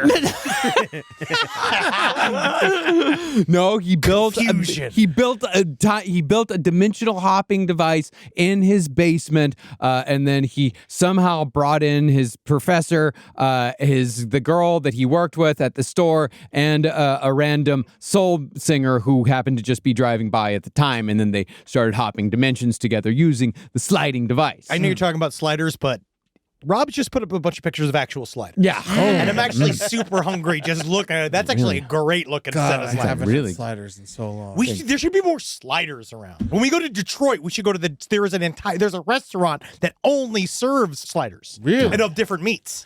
Fuck Yes. Yeah, buddy. That's what I'm saying. This is the best part of this whole episode. Oh, yeah, dude. I'm talking about, let's cut it now. Yeah. Talk about When are we gonna sliders. start talking about potato skins. But before we get into Preston Nichols' biography completely, I will warn you that it does sort of feel, his autobiography, it does sort of feel like talking to an annoying friend who tries to one-up everything you say with a story that's 10 times more impressive and clearly untrue at every turn. He's the type of person that I honestly can't stand, that does the thing where he corrects you on something so minute in a sea of other garbage, right? It was like a whole thing where like I was in the middle of this 3-hour thing. They're having this like long, dumb conversation about how like USS Eldridge, is it considered a battleship or stuff? And he has to go like, it two smoke specs. It's a destroyer. And you're like, fuck you, man. It's not real. It's like, shut up. Stop trying to fucking just because you're log jamming for no reason. Yeah. So did the Eldridge, no one knows where the Eldridge is now? No, the Eldridge, I believe it existed. I believe it was a real battleship. They had to pull it apart. Destroyer. They had to pull it apart. Yeah. And they had to do the other parts because obviously all the boys were trapped in it. So they had to pull it apart and they used that steel for other things. Well, now from what it seems like, Preston Nichols saw himself as somewhat chosen for high strangeness, as he described having his first encounter with aliens when he was just 5 or 6 years old. He saw many more UFOs over the years and tried to capture them on film and camera, but he claimed that each time the footage would go missing or it would corrupt itself. This, Preston believed, was proof that the government had had him under surveillance since childhood. Now, Preston was a sickly child, but all of Preston's health problems, including cerebral palsy, disappeared at around the age of 17. I grew up out of it. Honestly, I was over it. I was so sick of it. I was like, oh, I'm stiff. You know what? I'm going to stretch. Next thing you know, I'm fine. I'm just fine.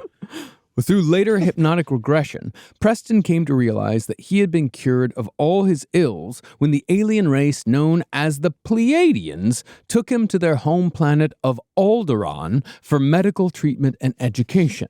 He said that along with the disappearance of his health problems, he suddenly had a mastery of electronics, and a so-called guiding voice appeared in his head, and it was suddenly available to give him answers to any question he had. Ask me a question. Ask me a question. I got the little voice in my head. It answers everything. It's easy.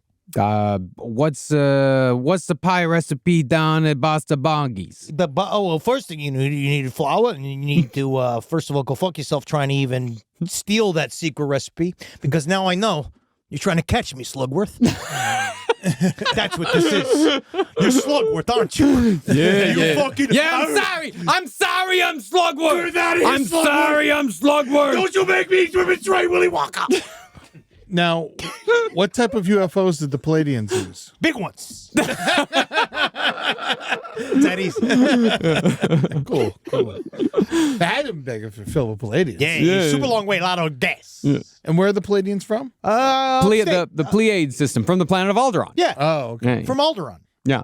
And that is where? Star Wars. The Pleiade system. It's Yes, the Pleiade system out in the spiral arm Betelgeuse. I think something. Betelgeuse. Binary Alpha, star system. Alpha Centauri. Now, is that east? Let me check my... Depends on which direction you face it.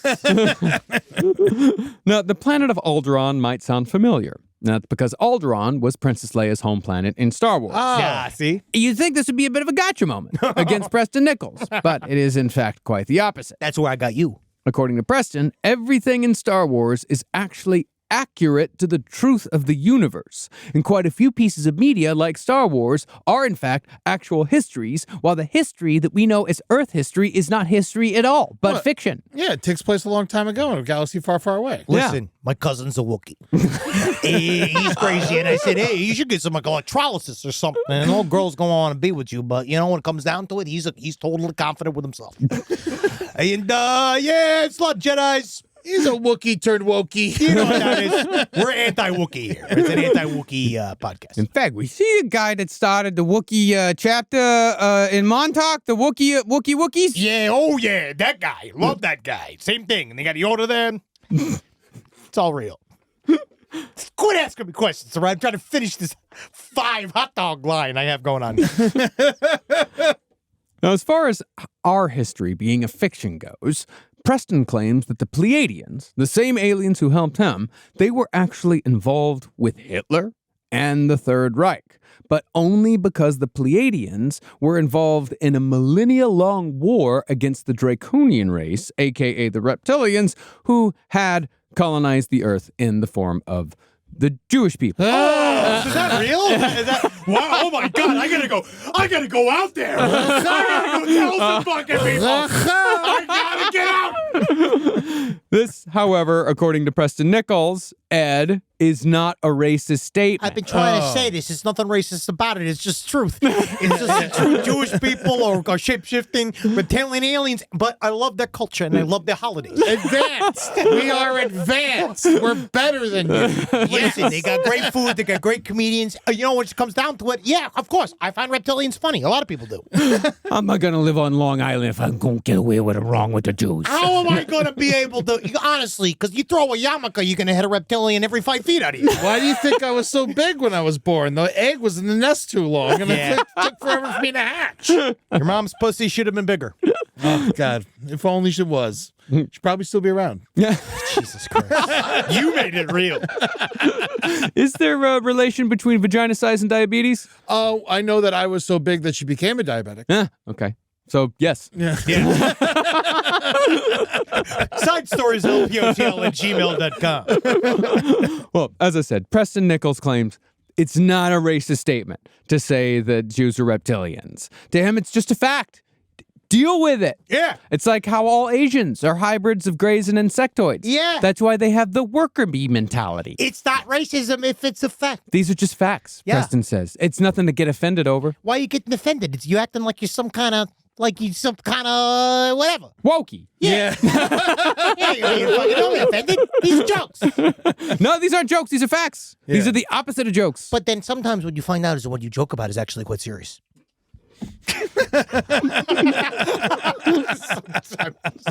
Now, supposedly, the Nazis agreed to a technology exchange with the Pleiadians, and the Nazis offered up people in concentration camps as alien experiment subjects, most likely the communists and the gay people, because, I would imagine the Pleiadians already had plenty of reptilians. But supposedly, through this treaty, the Nazis learned about mind control, nuclear tech, and time travel. According to Preston Nichols, though, Hitler apparently went, quote, off mission and took things a little too far. So be assured that the Pleiadians staunchly anti-Holocaust. Listen, again, it's nothing racist about this. This is just facts. It's just what history was, okay? They were like, whoa, Hitler, whoa. Hey, now. Now, this would be illegal on our planet. But luckily for the good old US of A, America was able to get their hands on all the alien technology the Pleiadians handed over to the Nazis through Operation Paperclip. Cool. When we rehabilitated all those Nazis. Naturally, much of that tech knowledge was then applied to the Montauk Project. Oh, man. Do you think Clippy was a Nazi? I know Clippy was a Nazi. At least he hung out with Nazis and said nothing. He just corrected their grammar. And there's nothing worse than a grammar Nazi. Looks like you're trying to institute Lebensraum. Do you need help? As a matter of fact, I do, Clippy. But now that we've had a bit of history, let's get back to the incredible life of Preston Nichols. Now, Preston's biography was not just limited to science. Oh, no. Preston is far too cool for a life of solely intellectual pursuits. Yeah, I'm too cool. Chicks keep pulling me out of the academic game. Rather, if you believe what Preston Nichols claimed, he changed the face of pop and rock music many times over, acting as a key yet unsung figure in the music business. Allegedly, it all started for Preston at a very young age, sometime in the late 1950s. See, Preston claimed that his Cub Scout leader, a dude by the name of Cal Mann, recognized Preston's innate abilities in the field of electronics and took Preston to New York City when Preston was just 12 years old. I gotta tell you, Preston, I saw you. You were playing with that radio, and I just knew that must be his second language. Thank you, Mr. Man. Yeah, you're right. Hey there, little boy. I can't even know what you're really good at. Tying them knots. You want to go see a Broadway play with your favorite Scum God leader? All you got to do is sit on my lap here. It's called Time Travel Train. We're going to turn whittling into diddling. Have you ever heard of a little thing called the twist? I'm going to do it on you. We'll get your insertion patch. Oh, yeah, that's your big gaper patch. His little butthole dilated 4 centimeters. I'm a man scout. Man Scout. Well, Preston had an interest in music, and he had supposedly built a special recording device at the age of 12 that was able to tap into the esoteric principles of any song, thereby amplifying how well it could connect to an audience. Cal Mann was a musician, Preston wrote, who was better known by his stage name, Chubby Checker. Yep. And the song Preston supposedly used his new equipment to record was The Twist. Yep. Absolutely. He's the only one who can hear me do it. So hold on. This guy my Chubby claimed Checker impression, he by was the way. Chubby Checker. No. Preston claimed that Chubby Checker was his Cub Scout leader. And that Chubby Checker was so impressed with his electronic skills that Chubby Checker took him to New York City so they could record The Twist together. Okay. Now you just sit there and watch me dance. None of this is true. Oh, yeah. None of it's true. What? Cal Mann was a songwriter, but he wrote Let's Twist Again, which was the sequel to The Twist. Whoa. Hank Ballard wrote The Twist. And that's not even to mention the fact that Chubby Checker's real name was Ernest Evans. And he certainly wasn't a Cub Scout leader taking 12-year-old boys on trips to the city. Yeah, sorry. I'm not Chubby Checker. My real name's Big Fat Mr. Domino. And unfortunately, I have not been training you for time travel. I have been molesting you. Actually, You know, Fats Domino is the name of an actor famous. No. So Cal Mann's real name actually was Cal Cohen. He had to change it. He was a very nerdy white man. Yeah. And he changed it when he got into the songwriting business. It's interesting. I'm thinking about it. Is Chubby Checker, Fat Domino, and Chess Records. Yeah. It's all in there. I just What's Chess Records have to do with him being chubby or fat? He's just distracting us from what we have to do here, Marcus. It's another connection. You're asking me to find far-fetched connections this whole episode. I found one on my own.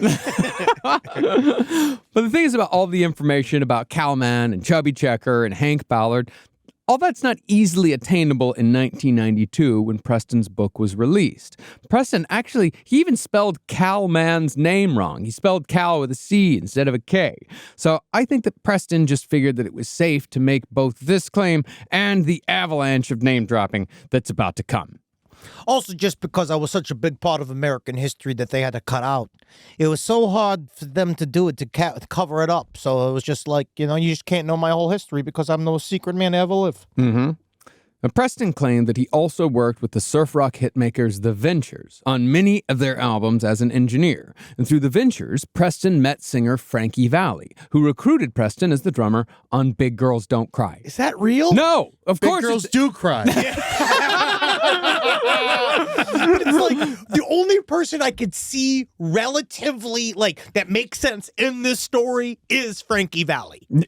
He's like the only guy. One of the Four Seasons is in this. You're like, oh yeah, that makes sense. I'm just having Frankie Valli there. I can see him being like, "Now that's a good tune." You know what I mean? Like because he had a great voice. He had almost, I'd say, unworldly voice. Ooh. You see an alien?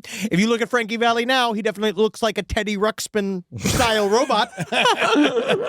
Can't believe Frankie Valli's still alive. Have you seen him do his animatronic performances? No. It's just so good. It's just Sherry, Sherry, baby, Sherry. You can't see it. He's dead on the inside. Yeah. He's a dead man.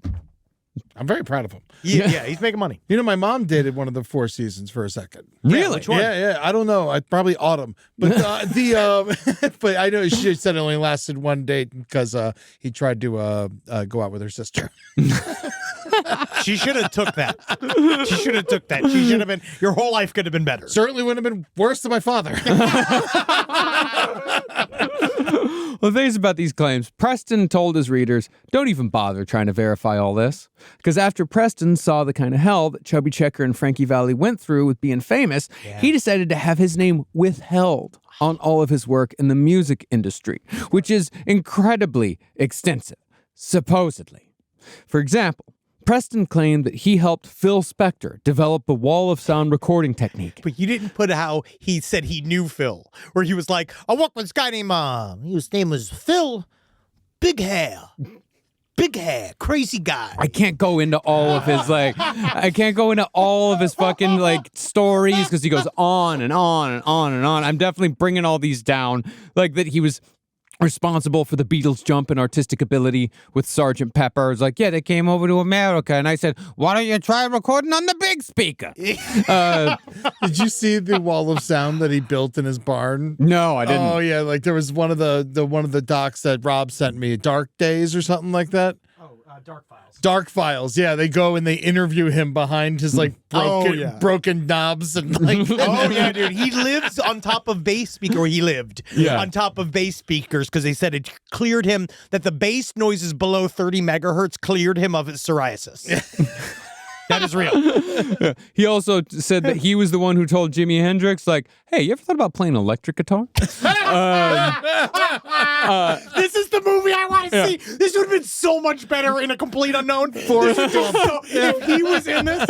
Yeah. Oh. He was also the guy who told the Beach Boys, like, hey, you guys ever thought about singing together? Like, no fucking shit. Yeah, no. Mostly been singing Don't do it one at a time. Do it all like, 1, 2, 3. I'm thinking about good vibration. Come on. Look at it. Oh my God, you fat piece of shit. You're a genius. Who are you? You never saw me. I'm the guy who told Phil Spector to get a gun collection.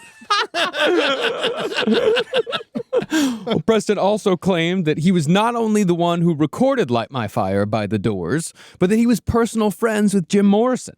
And it was actually Preston Nichols who taught Jim Morrison how to perform live. Before that, Jim Morrison just stared at the wall. Honestly, I was the one who said, Jim, pull your dick out.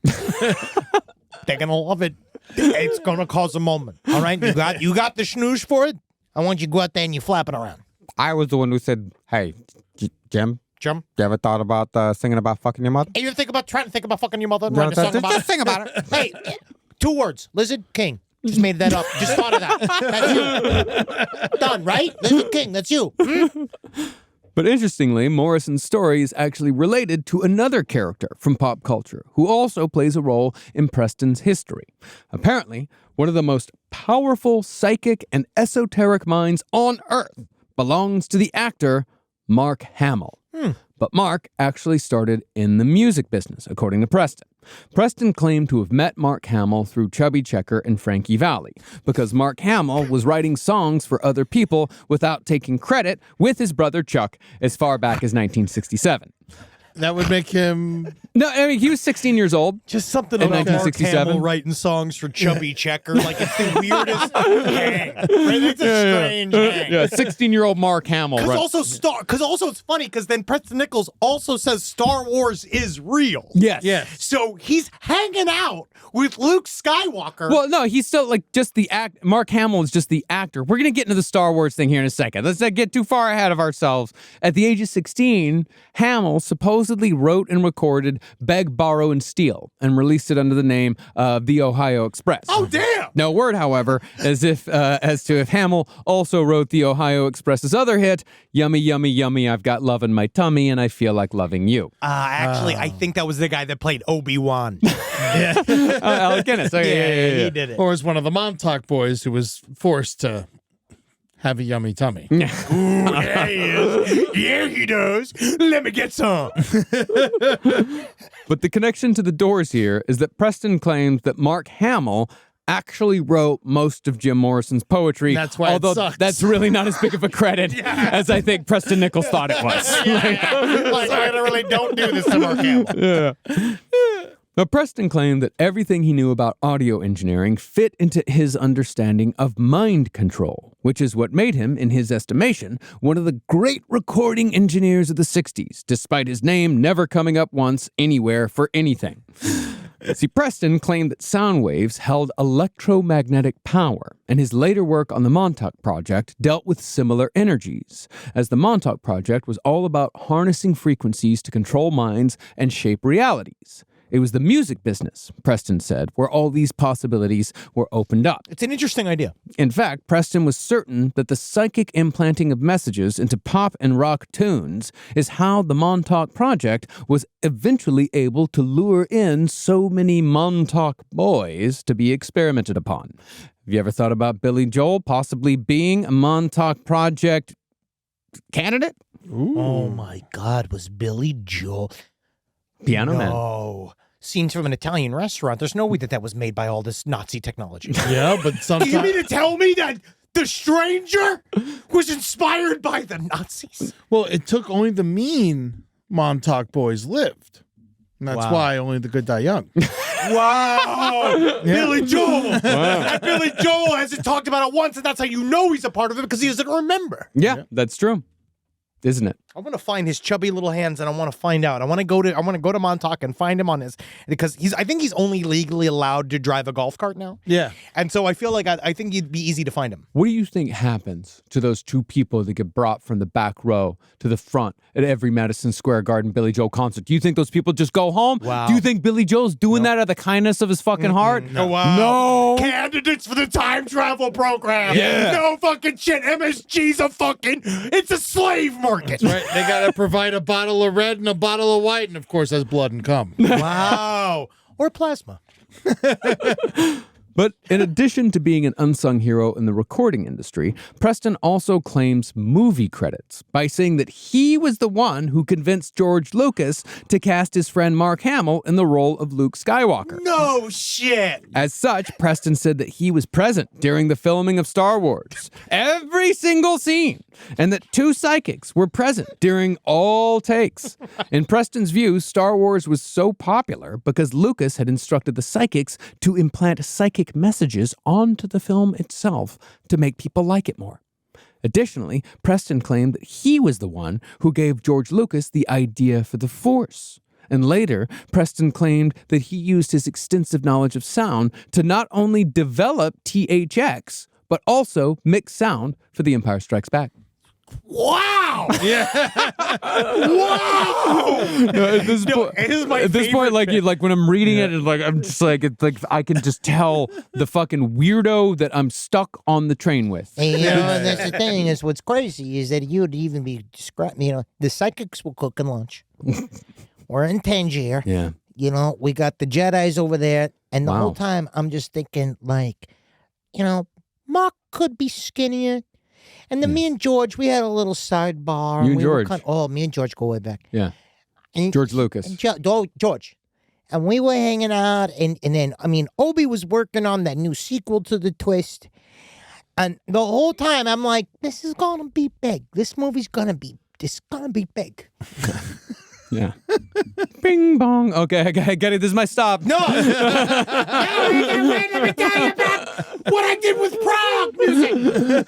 Stand clear of the closing doors, please. All right, see you later. I know him. I know Rick Ocasek.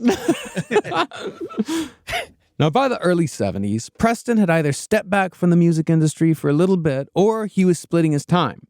Because starting around 1971, Preston began working for a military defense contractor on where else but Long Island. Preston said that he was hired to be on a team of scientists who were tasked with examining some so-called foreign material, foreign technology, which turned out to be a captured UFO. The craft was a typical disc-shaped flying saucer with no seams, no obvious buttons, and no controls. From what Preston was able to figure out from disassembling and reverse engineering the craft, however, it was operated not by conventional means, but by mind control, using psychic chairs powered by crystals. This guy's so lazy. It's just everything's like a powerful chair. You wait till next episode when it is all about powerful chairs. You trying to tell me that Fat Man from Long Island is not going to be passionate about chairs? When I'm in my lazy boy, I'm anything but. I'm a busy man because in this throne I can control so many things with my Long Island mind. I could get out of my psychic chair, But I don't need to. choose I don't need to, you dirty fuck. I can do it all right here because I'm sitting in this chair completely filled completely to the brim with raviolis. Now, come here, And help I'm me not up. walking around because I got a bit of a cramp. This is Preston Nichols, by the way. I love this picture of him. We need to put this on social media. Now, Preston's What? That's what that picture says. Again, audio medium. What? That's okay. If you could see the picture of him going, my blood pressure has what? Now, Preston's timeline can be difficult to suss out at times because he can be extremely vague and he jumps around a lot. But it seems like the defense contractor on Long Island that had hired him to reverse engineer this UFO, this defense contractor, was the Montauk Project. Because soon after he cracked the psychic chairs, he became a full part of the operation. We had to rebuild some of them because we needed to make them more weight bearing. Using the technology he'd gleaned from the mind-controlled UFO, Preston claimed that he was involved with the creation of a device that could send out thoughts from a giant transmitter. This device came to be known as the Montauk chair. It's not funny, Eddie. There's nothing funny about it. Nothing This funny was about the important. Montauk There's chair. not a single funny thing about this chair. For the fact that I mean, I know the Montauk chair also sounds like when you sit on the toilet too long because you your have legs too much get weird. mozzarella. Yeah, like, oh shit, better go take a break on the Montauk chair. Being constipated because too much cheese. Now, a lot of the experiments in the Montauk Project would revolve around the Montauk chair. But in the beginning, Montauk boys would be sat in the chair while various radio waves, UHF waves, and microwaves of varying widths, pulse rates, and frequencies would bombard the Montauk boys' bodies, just to see what effect it would have on their psyches. Now, it was said that these waves could make a person sleep, cry, laugh, or be agitated, but it wasn't just the person in the chair who was affected. Supposedly, everyone on the base would get into a mood when the chair was turned on. Oh, yeah. So the brass began taking note of how powerful this thing could be. See, the chair was attached to that radar I mentioned earlier, the SAGE array, which, if you'll remember, was one of the big selling points for the military to turn the Phoenix Project into the Montauk Project. The SAGE array operated at just the right radio frequency to access the human mind. And once the Montauk Project figured out how to use the chair to break into the mind, it was only a matter of time before they figured out how to use the chair to project the minds of the people using the chair outward. Using tubes. Tubes in the chair. Outside of the chair. Chair. Okay. Yeah. And tunnels, but time tunnels.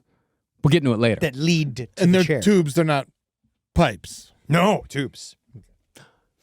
Difference. Very much so. No. What is the difference between a tube and a pipe in your estimation? Let's just say one works and one doesn't. I think pipes aren't as flexible. Tubes you can wiggle. Tubes are quite wiggly. Yeah. I just don't want to. I don't want to debase it in that way. But yes, Rob, former plumber. Yes, tubes come in long rolls. Yeah. Pipes come in lengths. Thank you, Long Island former resident Rob, for bringing your proper representation. Well, the Montauk chair was also discovered to be quite useful for recording pop songs with subliminal messages. Got to. And Preston Nichols was naturally the engineer for these sessions that supposedly occurred on this military base on Montauk Point. I couldn't help but notice when we were torturing that one Montauk boy, he had a beautiful voice. And I got just the song for him. That song, 1974's Everlasting Love by Carl Carlton. Open up your eyes, then you realize here I stand with my everlasting love. Yeah, man. It's a great song. Yeah. It's a great song. Great song. Great for a boy to sing. I'm glad they built this chair with the tubes. Yeah, no, we wouldn't have that cover of Everlasting Love without it. Nope. It was an early and wildly successful Montauk chair experiment. Although the subliminal messages that were in Everlasting Love, Preston Nichols declined to impart that information.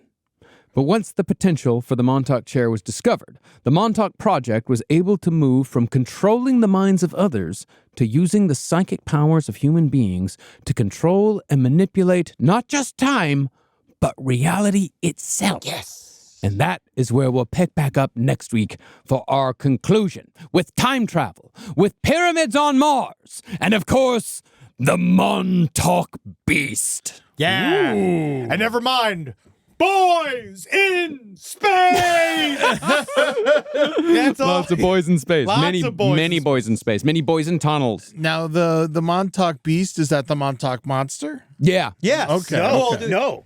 Different. Oh, no. That's Well- that is it. Yeah, I forgot about the Montauk Monster. Montauk, you're talking about the thing that washed up on the shore, when we right? were living Isn't there. the Montauk Monster supposed to be of the same origin of the knows? Montauk Beast? He might be from Plum Island. Who knows? Wow. Yeah. That's right. He might be.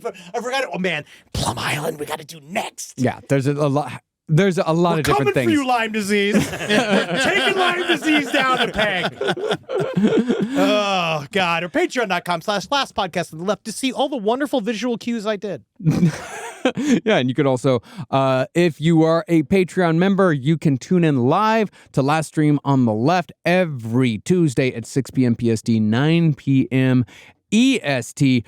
You can also follow us on Instagram and TikTok at LP on the Left. And don't forget to check out all of our other wonderful streams at the Last Podcast Network at twitch.tv/LPNTV, and to check out all of the other incredible podcasts we have here on the Last Podcast Network. If you want to stay in the podcasting realm, just go to lastpodcastnetwork.com or type in Last Podcast Network to whatever podcast client you enjoy using. Yeah. Oh, very nice. Our live shows are going to be great. We're going to see you in Detroit. We're Yes, gonna that's see you either in next week or 2 weeks from now. soon. Yes, April 18th. Yes. And don't wait on your tickets for that. We're very, very close to selling out in Detroit. And we sold out in Toronto. Thank Yeah. you so much, Toronto, for always coming out for us. Yeah, and Atlanta ain't far behind either, and that's going to be in June at the Coca-Cola Roxy, so make sure you get your tickets to all those fucking shows. It's going to be a lot of fun. Also, invasive species coming back to Florida. That's right, the first week of May. Well, technically, I guess. May 6th through 11th. Go check it out. All tickets are on eddytunes.com, including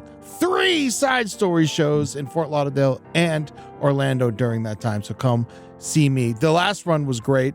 I had a lot of fun. A lot of people came out, and I stick around and I say hi to everyone. Well, yeah, we're going to have a fucking blast. We do that with all the side story shows. We end up saying hi. We end up doing something. I can't fucking wait to do the shows with you, Eddie. That's right.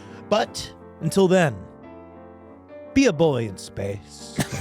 That's what all I want. Whatever that means to you. Amen. I know what that means to me.